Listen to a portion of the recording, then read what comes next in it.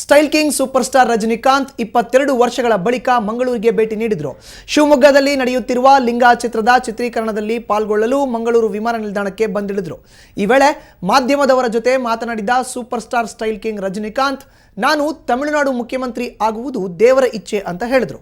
ಈ ಮೂಲಕ ರಾಜಕೀಯ ಪ್ರವೇಶದ ಸುಳಿವು ನೀಡಿದರು. ನಂತರ ರಜನಿಕಾಂತ್ ಶಿವಮೊಗ್ಗಕ್ಕೆ ತೆರಳಿ ಲಿಂಗ ಚಿತ್ರದ ಚಿತ್ರೀಕರಣದಲ್ಲಿ ಪಾಲ್ಗೊಂಡರು. ಈ ವೇಳೆ ತಮ್ಮ ನೆಚ್ಚಿನ ನಟನನ್ನು ನೋಡಲು ಅಭಿಮಾನಿಗಳು ಮುಗಿಬಿದ್ರು. ರಜನಿಕಾಂತ್ಗೆ ನಿರ್ಮಾಪಕ ಧೀರಾ ರಾಕ್ಲೈನ್ ವೆಂಕಟೇಶ್ ಸಾಥ್ ನೀಡಿದ್ರು.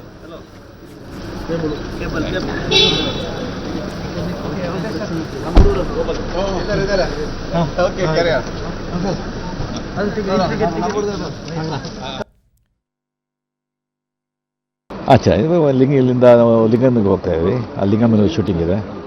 ಸೊ ಇಲ್ಲಿಂದ ಶಿವಮೊಗ್ಗ ಹೋಗಿ ಅನ್ನ ಲಿಂಗನಿಗೆ ಹೋಗಿ ಶೂಟಿಂಗ್ ಇದೆ, ಲಿಂಗ ಶೂಟಿಂಗು. ಯಾವುದು ಇನ್ನು ಆ್ಯಕ್ಚುಲಿ ಡಿಸೆಂಬರ್ 12th ನನ್ನ ಬರ್ತ್ಡೇಗೆ ನಾವು ಅದನ್ನು ರಿಲೀಸ್ ಮಾಡೋ ಟ್ರೈ ಮಾಡ್ತಾ ಇದ್ದೀವಿ. ಹೋಪ್ಫುಲಿ ಬಂದುಬಿಡುತ್ತೆ. ಚೆನ್ನಾಗಿದೆ, thank you. Health is fine, by God's grace ಚೆನ್ನಾಗಿದೆ, ಹೆಲ್ತ್ ಚೆನ್ನಾಗಿದೆ, ಥ್ಯಾಂಕ್ ಯು. ಇಲ್ಲಿಂದ ನಾವು ಲಿಂಗನಿಗೆ ಹೋಗ್ತಾ ಇದ್ವಿ. ಆ ಲಿಂಗ ಮೇಲೆ ಶೂಟಿಂಗ್ ಇದೆ. ಸೊ ಇಲ್ಲಿಂದ ಶಿವಮೊಗ್ಗ ಹೋಗಿ ಅನ್ನ ಲಿಂಗನಿಗೆ ಹೋಗಿ ಶೂಟಿಂಗ್ ಇದೆ, ಲಿಂಗ ಶೂಟಿಂಗು. ಯಾವುದು ಇನ್ನು ಆ್ಯಕ್ಚುಲಿ ಡಿಸೆಂಬರ್ 12th ನನ್ನ ಬರ್ತ್ಡೇಗೆ ನಾವು ಅದನ್ನು ರಿಲೀಸ್ ಮಾಡೋ ಟ್ರೈ ಮಾಡ್ತಾ ಇದ್ದೀವಿ. ಹೋಪ್ಫುಲಿ ಬಂದುಬಿಡುತ್ತೆ. ಚೆನ್ನಾಗಿದೆ. ಇನ್ನು ಇದೇ ವಿಚಾರಕ್ಕೆ ಸಂಬಂಧಪಟ್ಟಂತೆ ಹೆಚ್ಚಿನ ಮಾಹಿತಿಯನ್ನು ನೀಡ್ತಾರೆ ನಮ್ಮ ಮಂಗಳೂರು ಪ್ರತಿನಿಧಿ ಸುಕೇಶ್ ಕುಮಾರ್. ಈಗ ನಮ್ಮ ಜೊತೆ ದೂರವಾಣಿ ಸಂಪರ್ಕಕ್ಕೆ ಸಿಕ್ಕಿದ್ದಾರೆ.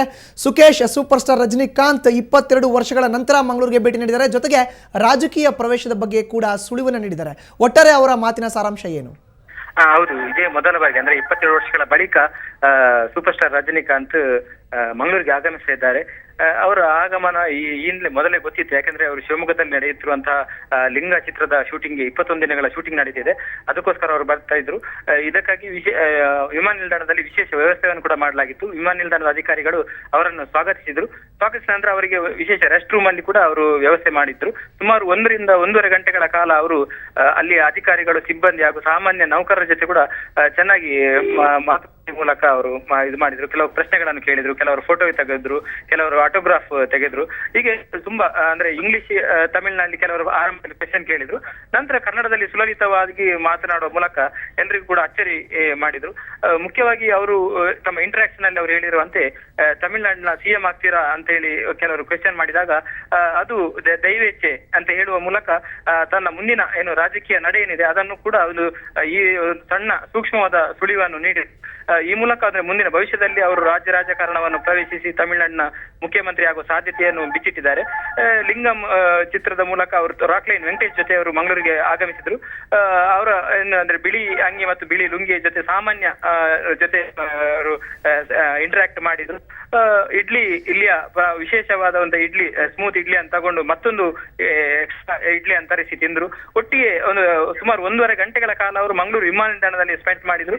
ಈ ಒಟ್ಟು 1.5 ಗಂಟೆಗಳ ಕಾಲ ನಡೆದಂತಹ ಒಂದು ಅವರ ಉಪಸ್ಥಿತಿಯಲ್ಲಿ ಸಾವಿರಾರು ಜನ ಬಂದು ಅವರನ್ನು ವೀಕ್ಷಿಸಿ ಅವರ ಜೊತೆ ಆಟೋಗ್ರಾಫ್ ಅನ್ನು ಹಂಚಿಕೊಂಡ್ರು, ಅವರ ಜೊತೆ ಫೋಟೋ ಹಂಚಿಕೊಂಡು. ಒಟ್ಟಿನಲ್ಲಿ ಸೂಪರ್ ಸ್ಟಾರ್ ರಜನಿಕಾಂತ್ 22 ವರ್ಷಗಳ ಬಳಿಕ ಅವರ ಏನು ಮೊದಲ ಭೇಟಿ ಏನಿತ್ತು ಅದು ಅವರಿಗೂ ಅವಿಸ್ಮರಣೀಯವಾಗಿದೆ. ಜೊತೆಗೆ ಮಂಗಳೂರಿನ ರಜನಿಕಾಂತ್ ಅಭಿಮಾನಿಗಳಿಗೂ ಕೂಡ ಅವಿಸ್ಮರಣೀಯವಾಗಿದೆ.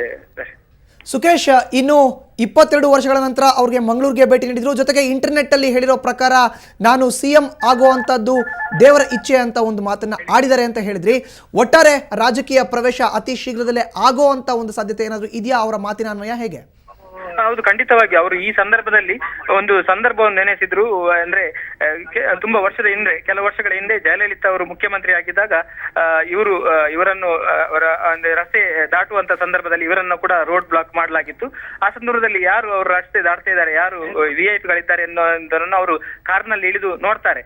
ಆ ಸಂದರ್ಭದಲ್ಲಿ ಜಯಲಲಿತಾ ಅವರು ಟ್ರಾಫಿಕ್ ಜಾಮಿಗೆ ಒಳಗಾಗ್ತಾರೆ. ನಂತರ ಏನು ರಕ್ಷಣಾ ಸಿಬ್ಬಂದಿಗಳು, ಟ್ರಾಫಿಕ್ ಸಿಬ್ಬಂದಿಗಳು ಅವರಿಗೆ ರಿಕ್ವೆಸ್ಟ್ ಮಾಡಿ ರಜನಿಕಾಂತ್ ಕಾರ್ನಲ್ಲಿ ಕೂತ್ಕೊಳ್ಳುವ ಹಾಗೆ ಮಾಡ್ತಾರೆ. ಒಟ್ಟಿನಲ್ಲಿ ಈ ಘಟನೆಯನ್ನು ಅವರು ಮತ್ತೆ ನೆನಪಿಸಿದ್ರು. ಅಂದ್ರೆ ತಮಿಳುನಾಡಿನ ಮುಖ್ಯಮಂತ್ರಿ ಆಗ್ತೀರಾ ಅನ್ನುವ ಪ್ರಶ್ನೆಗೆ ಅವರು ಈ ಆನ್ಸರ್ ಕೊಡುವ ಮೂಲಕ ಮತ್ತೆ ಒಂದು ವೇಳೆ ತಮಿಳುನಾಡು ಮುಖ್ಯಮಂತ್ರಿ ಆಗುದಿದ್ರೆ ಅದು ದೈವೇಚ್ಛೆ ಅಂತ ಹೇಳುವ ಮೂಲಕ ಮುಂದೆ ನಾನು ರಾಜ್ಯ ರಾಜಕಾರಣ ಪ್ರವೇಶ ಮಾಡಬಹುದು ಅನ್ನುವ ಒಂದು ಸುಳಿವನ್ನು ಕೂಡ ನೀಡಿದ್ರು. ಸುಕೇಶ್, ಇನ್ನು ಶಿವಮೊಗ್ಗದಲ್ಲಿ ಲಿಂಗ ಚಿತ್ರದ ಚಿತ್ರೀಕರಣ ನಡೀತಾ ಇದೆ. ಒಟ್ಟು ಎಷ್ಟು ದಿನಗಳ ಕಾಲ ಶಿವಮೊಗ್ಗದಲ್ಲೇ ರಜನಿಕಾಂತ್ ಇರ್ತಾರಂತೆ? ಅದ್ರ ಬಗ್ಗೆ ಏನಾದ್ರು ಮಾಹಿತಿ ಸಿಗ್ತಾ ಹೇಗೆ? ಜೋಗ್ ಫಾಲ್ಸ್ ಸೇರಿದಂತೆ ಅಲ್ಲಿಯ ಸಾಗರ್ ಹಾಗೂ ತೀರ್ಥಹಳ್ಳಿಯ ಏನು ಅದ್ಭುತ ಪರಿಸರದಲ್ಲಿ ಸುಮಾರು 21 ದಿನಗಳ ಕಾಲ ಅವರು ಚಿತ್ರ ಶೂಟಿಂಗ್ ನಡೆಸಲಿಕ್ಕಿದ್ದಾರೆ. ಈ ಸಂದರ್ಭದಲ್ಲಿ ಅವರ ಏನು ಪಾಲ್ಗೊಳ್ಳುವಿಕೆ ಇದೆ, ಅವರು ವಿಶೇಷವಾಗಿ ಅದಕ್ಕೆ ವ್ಯವಸ್ಥೆಯನ್ನು ಕೂಡ ಮಾಡಲಾಗಿದೆ. 21 ದಿನಗಳ ಶೂಟಿಂಗ್ ಅಲ್ಲಿ ಪ್ರಸಿದ್ಧ ತಾರೆಯರು ಭಾಗವಹಿಸಲಿಕ್ಕಿದ್ದಾರೆ. ಬಹುಭಾಷಾ ಚಿತ್ರ ಇದಾಗಿದೆ. ಧನ್ಯವಾದ ಸುಕೇಶ್ ಕುಮಾರ್ ನಿಮ್ಮ ಮಾಹಿತಿಗೆ.